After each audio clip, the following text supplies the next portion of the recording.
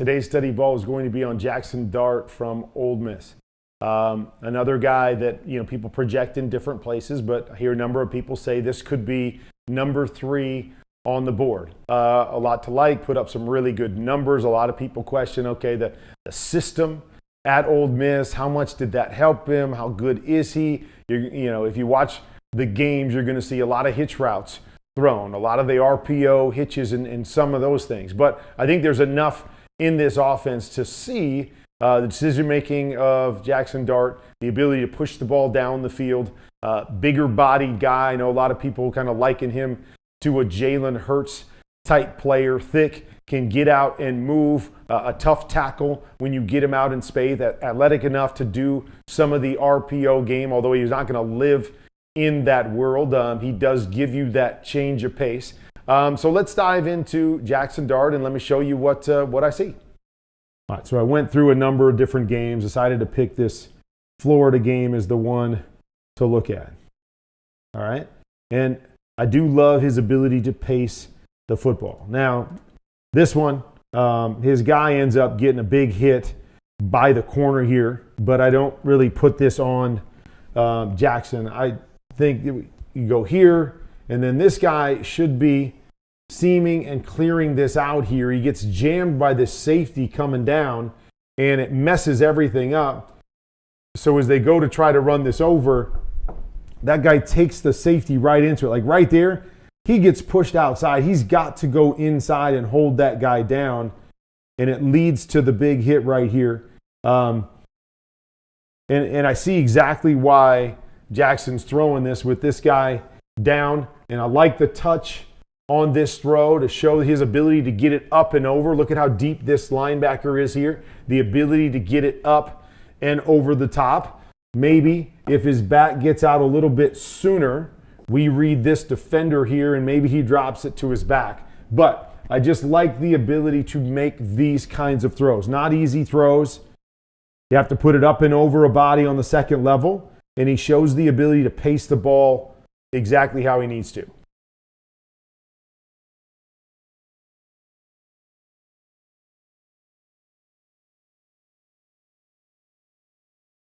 All right, as I always talk, I want to see these guys and have the understanding to play on time and on schedule. Okay, so see what's transpiring. And I'll always say 4 strong looks can be tough because we're bringing extra bodies to the party defensively. So to read through it can be a little bit tougher. But a lot of times we're trying to find the one-on-one on the backside. So I guess on this play, I'm just going to ask, okay, if you're going to come over here as long as you are, why are you over here? If you feel like that guy's deep enough to this left side, get back, stick it on him. Like, put it on him. If you feel like this guy's a problem right now, then get to the front side because you have some opportunities here to the front side right now. So, again, that's a safety read. That's a second defender. They pushed everything over. So you're asking yourself as a quarterback, can this guy make the play on a slant? I say no if I'm on time and ready to throw the football, but we're not quite ready. So then that makes us late and we can't really get back to the other side. So now we've got to make this a scramble play and it turns into a sack, right? And we've seen that from a number of these guys. I think there's opportunities to be had, but you got to be definitive. You got to know what you're looking at. You got to get back, hit your back foot, and get the ball out because these guys aren't athletic enough to run around and buy a bunch of time and make a bunch of plays back here. Too many of these lead to sacks. There you go. I like it. Got pressure. Always want to know, do you have an answer for pressure? Do you know what you're seeing? Can you get the ball out? Bring pressure from the right-hand side, sees it, sticks that back foot, boom, replace it. See pressure, attack pressure. He does it really, really well right there.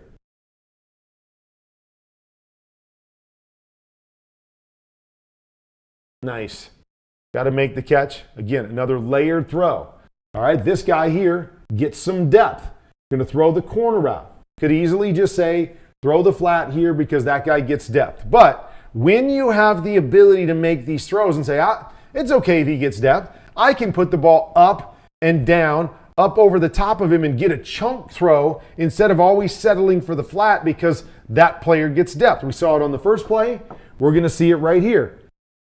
Takes him a little bit higher, puts the ball right on the money. It's got to be a catch, but that defender is really, really deep. Most times a coach is going to say, hey, just take the flat here because he's so deep. But when you can take these opportunities and when you can make these kinds of throws, man, it's hard for a defense to be right when you can do these sorts of things. Really like that touch.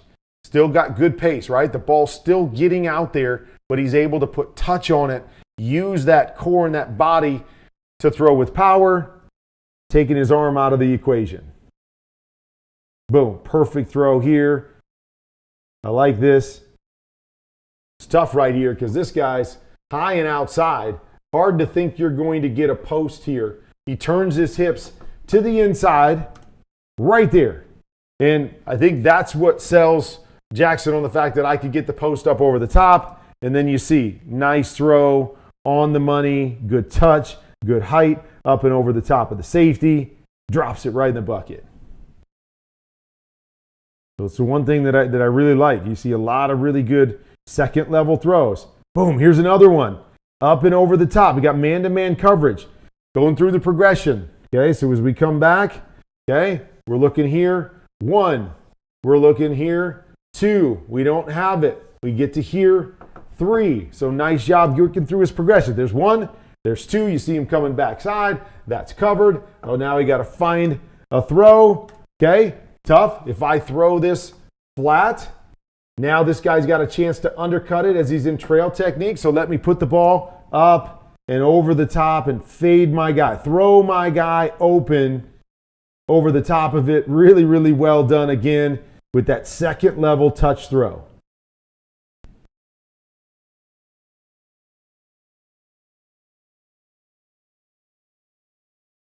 Boom. Love it. Play action. Got the pressure again. Bring in the pressure. I'm going to pull it.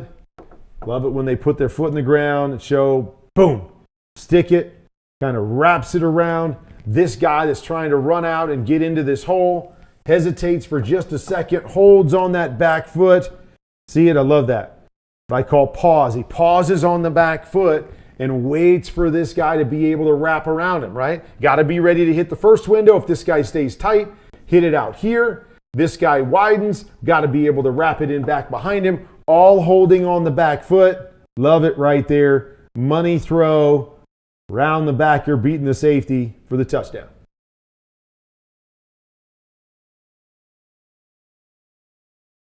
Nice.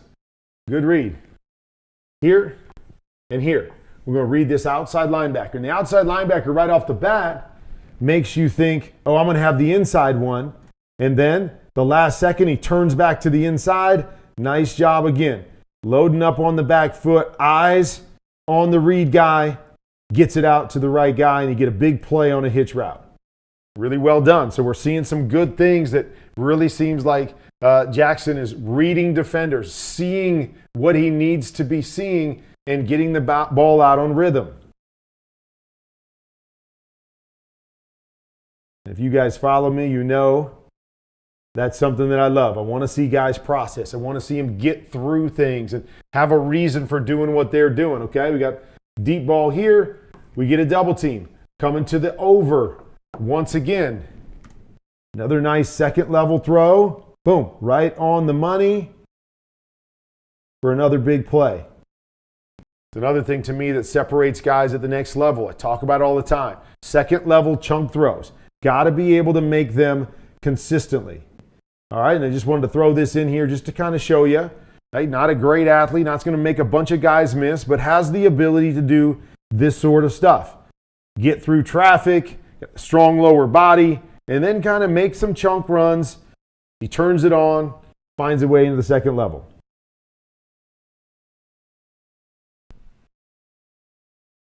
Another good read, back, hit the back foot, let it go. Knows what he's seeing as he comes out. One high, corner off, coming out here unless this guy buzzes hard. Gets that guy to hold, hits that back foot. Great timing, throws it at the outside number, good accuracy. Really, really like it. So it's the reason why a lot of people have him third on the board. You're seeing the processing. You're seeing the ability to throw the ball down the field. See the timing. Lots of things playing out. Good job right here, okay? Comes out, wants to take this in throw. They pop a defensive end. Does a nice job of pulling this back. Wants to throw it right there. Oh, I see the defensive end. Let me pull it back. Reset. Doesn't take him too long. Able to stay balanced. Reset. Stick it on him for a nice completion.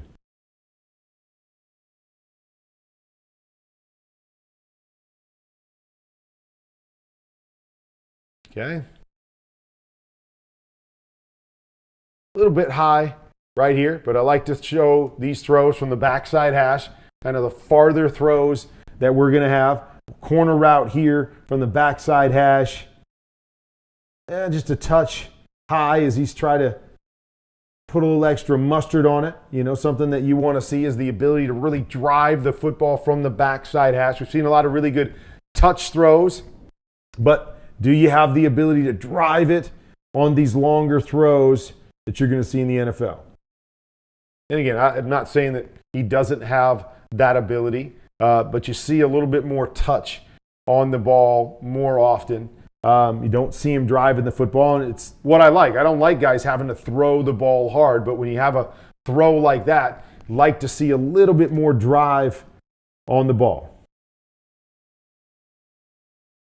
There you go. Love it. Great job right here. You see him flip his feet right here. He knows he's got the corner and the flat. He's flipping his feet right here to see if he can manipulate this guy right here. Okay, can I get this guy to come down right there? Flips his feet. What's that guy do? He drives.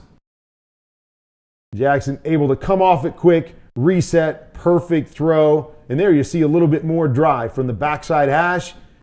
That's the one. Like it right there on the money. Great manipulation of that secondary player to get a little bit more window for the corner route.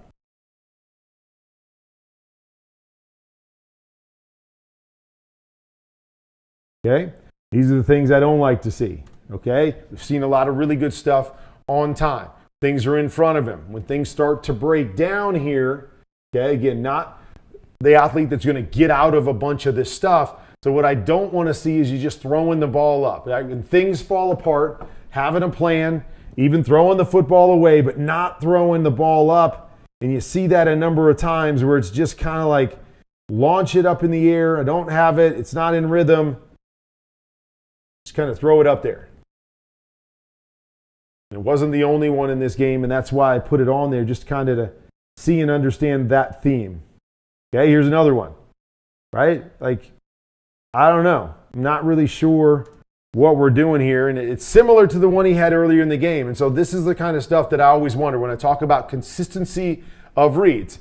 Okay, so they had that in and then the post, and he hit the post for a touchdown. It was kind of a similar look. Like I said, hard to really think you're going to get a post when you've got a safety sitting just a couple yards inside the numbers, but they got it on the first one. And so is this one where he's coming back and going, hey, I got it last time, let me just throw it up again, even though he didn't get the read. Consistency of reads. Got to see what you need to see to make this throw. And I just, again, in the boundary, I'm not sure right here. And we just kind of launched this thing up in the air for an interception.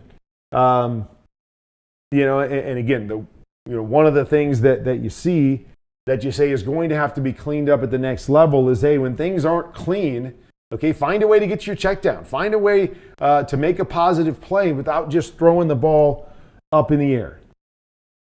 And they were down in this game. So, you can say, and I like guys that go down swinging, but they weren't down so much that you had to take undue chances with the football at that stage in the game. Okay, another one. See, on rhythm here. Bring a little pressure from the outside. Boom. Wraps it again around that linebacker who was trying to push through to that hole. Stick it on him. Nice throw in between guys for the chunk play.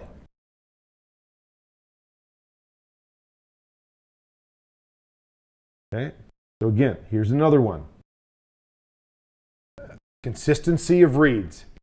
Okay, I understand that you manipulated this guy one time to be able to make this throw, but don't force it. You got to make sure you're in position to be able to make those kind of throws. The other one, he manipulated and was able to throw it over the top of him.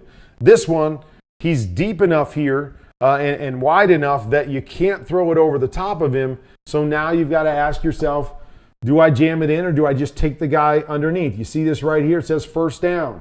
Don't need to force the football. Forcing it, boom, gosh, leading into a big hit, possibly into a bunch of bodies and an interception. So you see this a little bit with Jaxson is that, again, whether he got away with one, earlier in the game, or whether he made a great read earlier in the game, but now it leads to a bad decision later on. Got to have really good consistency of decision making, the why behind what you're doing, understanding the throw, understanding the defenders, and not putting your guys or the ball in harm's way over and over again.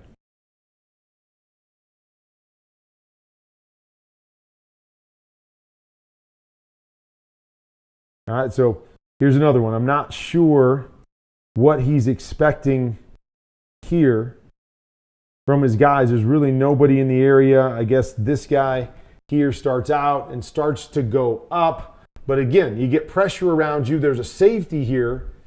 You got to see it or just kind of throw it away. He just flips this one up in the air once again. Easy interception that ends up finishing this game against Florida. Number of questionable decisions late in the game. All right, so there's a breakdown of Jaxson Dart. A lot of stuff to like. See him on rhythm. You see the touch passes, the pace that he puts on the ball. Good second level thrower. Lots of really good second level throws in this game.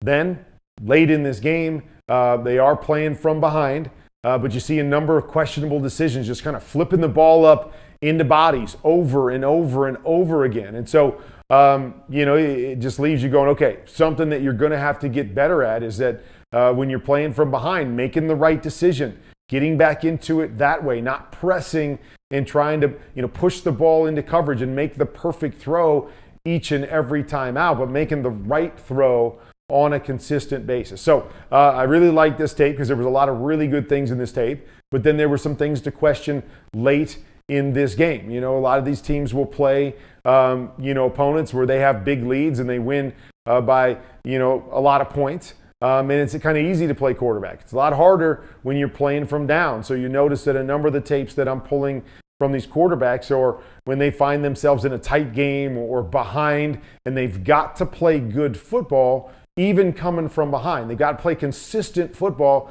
to get their team back in it or to give their team a chance to win. Jaxson played some good football in this game, but late in the game, you saw it. Taking a lot of chances with the football, something that he's going to have to clean up whoever picks him in the NFL draft.